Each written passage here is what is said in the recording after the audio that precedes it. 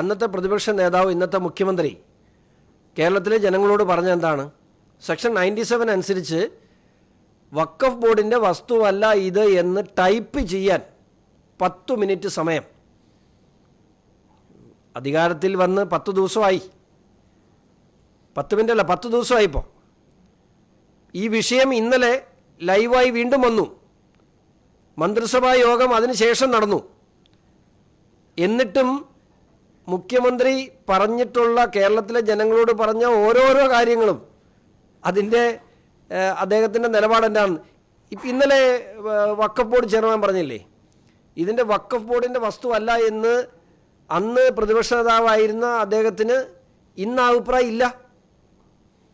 അപ്പോൾ ഇത് വഖഫ് ഭൂമിയാണോ അല്ലയോ എന്ന് ഇപ്പോൾ അദ്ദേഹത്തിൻ്റെ അഭിപ്രായം എന്താണെന്ന് അറിയാൻ ഞങ്ങൾക്ക് താല്പര്യമുണ്ട്.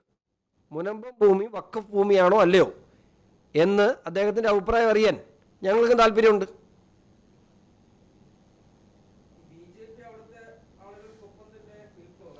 BJP മുനമ്പം ജനതയ്ക്കൊപ്പം മാത്രമല്ല. നിങ്ങൾ ഈ മുനമ്പം മാത്രമായിട്ട് കാണണ്ട. BJP എവിടെ ഒരു അന്യായം നടന്നിട്ടുണ്ടോ, അല്ല, ഇതിനെ എല്ലാവരും വർഗീയമായി കാണുന്നു, അല്ലെങ്കിൽ മുനമ്പത്തെ മാത്രമായി വിഷയം കാണുന്നു. അവിടെ മാത്രമല്ല, അല്ല, ഞാൻ അവിടെ പറഞ്ഞത് ഈ വഖഫ് ഭേദഗതി നിയമം ഡ്രാഫ്റ്റ് ചെയ്ത് തുടങ്ങുമ്പോൾ മുനമ്പം വിഷയം സമരരംഗത്ത് നിങ്ങളോ ഞാനോ അറിഞ്ഞിട്ടില്ല. അതിന് മുമ്പ് വന്നതാണ്. കഴിഞ്ഞ ഗവൺമെൻറ് സമയത്താണ് വഖഫ് ഭേദഗതി നിയമം ഡ്രാഫ്റ്റ് ചെയ്തത്. ഓൾ ഇന്ത്യ തലത്തിൽ ഈ വഖഫ് ഭീകരതയ്ക്കെതിരെയാണ് BJP നിലപാട് സ്വീകരിച്ചത്. പ്രകടമായൊരു ഉദാഹരണം നമ്മുടെ മുമ്പിൽ കിട്ടി. മുനമ്പം മാത്രമല്ല, കേരളത്തിൽ തന്നെ നിരവധി ഉദാഹരണങ്ങളുണ്ട്. അപ്പം അതുകൊണ്ട് മുനമ്പം ജനതയ്ക്കൊപ്പം മാത്രമല്ല, ആർക്കൊപ്പവും ഞങ്ങൾ നിൽക്കും. അത് ഞങ്ങളുടെ പ്രഖ്യാപിത നിലപാടാണ്.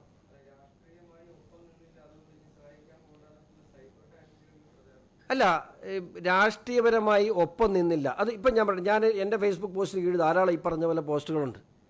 അപ്പം BJPയുടെ നിലപാട് എന്താണ്? അവരുടെ വോട്ട് ചോദിച്ചുകൊണ്ട് ഇന്നും BJP അവരോടൊപ്പം നിൽക്കുന്നത് വോട്ട് പ്രതീക്ഷയല്ല. ഞങ്ങൾ അവിടെ ചെന്നപ്പോഴും ഞങ്ങൾ പറഞ്ഞിട്ടുണ്ട്, നിങ്ങളുടെ വോട്ട് കണ്ടിട്ടല്ല, അവർ വോട്ട് ചെയ്തിട്ടുണ്ട് കേട്ടോ. ആ പഞ്ചായത്തിൽ ആ മുനമ്പത്തെ ഈ പ്രശ്നം ബാധിത പ്രദേശത്ത് BJPക്ക് താമരചിഹ്നത്തിൽ ജയിച്ച മെമ്പറുണ്ട് ഇപ്പോൾ, ഈ വിഷയത്തിന് ശേഷമാണ്. ഇനി അതല്ല, ഈ പറയുന്ന നിയമസഭാ തെരഞ്ഞെടുപ്പിലും ആ പഞ്ചായത്തിൽ 3000 വോട്ടുകൾ നമുക്ക് കിട്ടിയിട്ടുണ്ട്. 3300 വോട്ട്. അദ്ദേഹം ആ നാട്ടുകാരനാണ്, ആ നിയോജകമണ്ഡലംകാരനാണ് നമ്മുടെ ജില്ലാ പ്രസിഡന്റ്. 3300 വോട്ട് കിട്ടിയിട്ടുണ്ട്. കഴിഞ്ഞ കാലങ്ങളിലുള്ള വോട്ടല്ലത്. കഴിഞ്ഞ കാലങ്ങളിൽ നമുക്ക് 1800, 1900 വോട്ട് ഉണ്ടായിരുന്നു. അത് 3300 വോട്ട് കിട്ടിയിട്ടുണ്ട്. അപ്പോൾ ഒരാളുടെ വോട്ട് ചോദിച്ചുകൊണ്ട് മാത്രം, കഴിഞ്ഞ കാലങ്ങളിൽ നമ്മൾ പഠിച്ചിട്ടുള്ള രാഷ്ട്രീയം അനുസരിച്ച് കേരളത്തിൽ വോട്ട് ബാങ്ക് രാഷ്ട്രീയം മാത്രം കണ്ടു വളർന്ന നമുക്ക് BJP എടുക്കുന്ന ഈ നിലപാടിനെ ഒരുപക്ഷെ UDFനും LDFനും അംഗീകരിക്കാൻ കഴിയില്ല. BJPയുടെ നിലപാട് ഈ വിഷയമുണ്ടായപ്പോഴും BJP പാർട്ടി ചർച്ച ചെയ്ത് എന്താണ്, അവിടെ ഒരു അനീതി നടക്കുന്നുണ്ട്, മറു സൈഡിലൊരു പ്രീണനം നടക്കുന്നുണ്ട്. അതിനെ എതിർക്കുക എന്ന് പറയുന്നത് വോട്ട് നോക്കിയല്ല. ശരിയായിരിക്കാം അവിടെ വോട്ട് കിട്ടാത്തത്. ഇതിൻ്റെ പേരിൽ കേരളത്തിലുള്ള മുഴുവൻ ക്രൈസ്തവ വോട്ടുകൾ BJP കിട്ടുമെന്ന് പ്രതീക്ഷയല്ല BJP ഈ വിഷയത്തിൽ ഇടപെട്ടത്.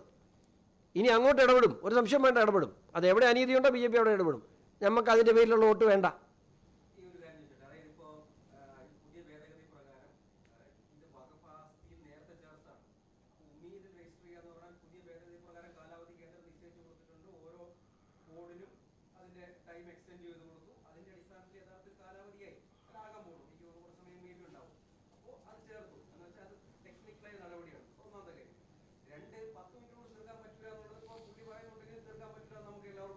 അന്ന് അത് പറഞ്ഞല്ലേ കേരളം മുഴുവൻ വോട്ട് മേടിച്ചത്. ഈ വിഷയം 10 മിനിറ്റ് കൊണ്ട് ഞാൻ പരിഹരിച്ചോളാമെന്ന് എന്തൊക്കെ കാര്യങ്ങൾ പറഞ്ഞു. അതിലൊന്നാണല്ലോ കേരളത്തിലെ ജനങ്ങളെ പറ്റിച്ചതിൽ ഒരു കാരണം ഇതുമല്ലേ. 10 മിനിറ്റ് കൊണ്ട് പരിഹരിച്ചോളാമെന്ന് പറഞ്ഞ പല കാര്യങ്ങളും. ഇപ്പോൾ ഒരു കാര്യം പറയാം, പാലായിൽ ഞാൻ മത്സരിച്ച നിയോജകമണ്ഡലത്തിൽ അദ്ദേഹം വന്ന് വോട്ട് മേടിച്ചത് മാണി സി കാപ്പനെ ഇപ്പം മന്ത്രിയാക്കുമെന്ന് പറഞ്ഞിട്ടാണ്. എന്നിട്ട് എന്താ കഴിച്ചു? അപ്പം അങ്ങനെ പറഞ്ഞ വാക്കുകൾ ഓരോന്നോരോന്നാണ് മാറ്റിക്കൊണ്ടിരിക്കുന്നത്.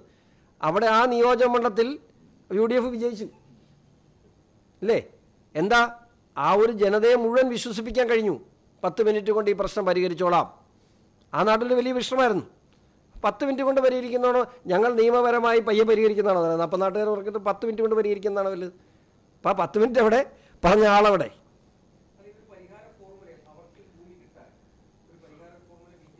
തീർച്ചയായിട്ടും ഇപ്പോൾ സുപ്രീം കോടതിയിൽ നിലനിൽക്കുന്ന കേസിൽ കേരളത്തിൽ നിന്നും BJP ആ വിഷയത്തിൽ കക്ഷി ചേർന്നിട്ടുണ്ട്. ആ കക്ഷി ചേർന്ന് കേന്ദ്ര സർക്കാർ ആ വിഷയത്തിൽ കേന്ദ്ര സർക്കാരിനെ കക്ഷി ചേരണമെന്ന് നമ്മൾ ആവശ്യപ്പെട്ടിട്ടുണ്ട്. ആ അപ്പീലിൽ കേന്ദ്ര സർക്കാർ കക്ഷി ചേരുമ്പോൾ സെക്ഷൻ 2 പ്രൊവൈസോ അനുസരിച്ച് ഈ ഫാറൂഖ് എഡ്യൂക്കേഷണൽ സൊസൈറ്റിയെ അതിനകത്ത് നിന്ന് കൃത്യമായി എക്സ്ക്ലൂഡ് ചെയ്യാൻ പറ്റും. അങ്ങനെ വന്നാൽ തീർച്ചയായിട്ടും മുനമ്പം ഭൂമി രക്ഷപ്പെടാം. അങ്ങനെ മാത്രമേ മുനമ്പം ഭൂമി രക്ഷപ്പെടാൻ കഴിയൂ.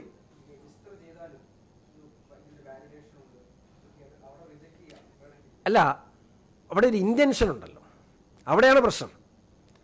ഇത് സ്വാഭാവികമായും രജിസ്റ്റർ ചെയ്യപ്പെടുന്നു, ഇതിൻ്റെ മേലൊരു ചർച്ച നടക്കുന്നു, അതിൻ്റെ മേലൊരു കോംപ്രമൈസ് നടക്കുന്നു, 404 ഏക്കർ സ്ഥലം പകരം കൊടുക്കാൻ തീരുമാനമെടുക്കുന്നു, അതിലൊരു രാഷ്ട്രീയ പരിവേഷം, ഒരു രക്ഷകൻ്റെ പരിവേഷം മുഖ്യമന്ത്രിക്ക് കിട്ടുന്നു. ഇതൊക്കെ മനസ്സിലാക്കാൻ അരിയാഹാരം കഴിക്കുന്ന ആളുകൾക്ക് മനസ്സിലാവും. അതുകൊണ്ട് തന്നെയാണ് ഇതിനെ കൃത്യമായി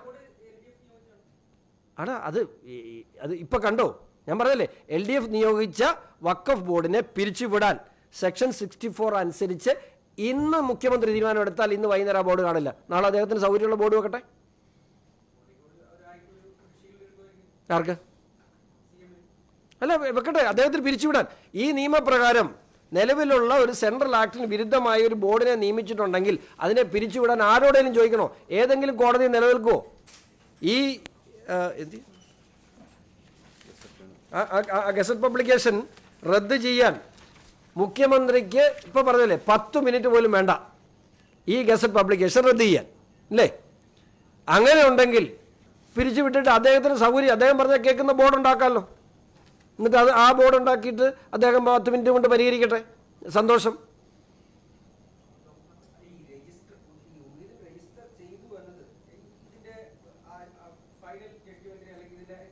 ഒന്നും ബാധിക്കാൻ പോകുന്നില്ല. പക്ഷെ അവിടെ ഒരു ഇൻറ്റൻഷൻ ഉണ്ട്, അതാണ് പ്രശ്നം.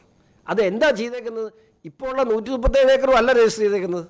അവിടെ പൊസഷൻ അവരെടുത്തിട്ടില്ല, സ്കെച്ചില്ല. അപ്പോൾ ഈ 137 പകരം 404 രജിസ്റ്റർ ചെയ്യുന്നതിന് ഒരു കള്ളത്തരമില്ലേ? അല്ല, ഫിസിക്കലി അതേ ഉള്ളൂ, ആരും കണ്ടെത്തേണ്ട കാര്യമില്ല. ഇവിടെ വില്ലേജ് ഓഫീസിൻ്റെ അടുത്ത് പോയിട്ട് അവിടെയുള്ള ടോട്ടൽ ലാൻഡിൻ്റെ എത്രയുണ്ടെന്ന് ചോദിച്ചാൽ 137 ഏക്കർ സ്ഥലമേ അളക്കാനുള്ളൂ. അതാണ് പ്രശ്നം. 404 എന്തിനാണ് രജിസ്റ്റർ ചെയ്തേ? അത്രേ ഉള്ളൂ. അതാണ് സംഭവം.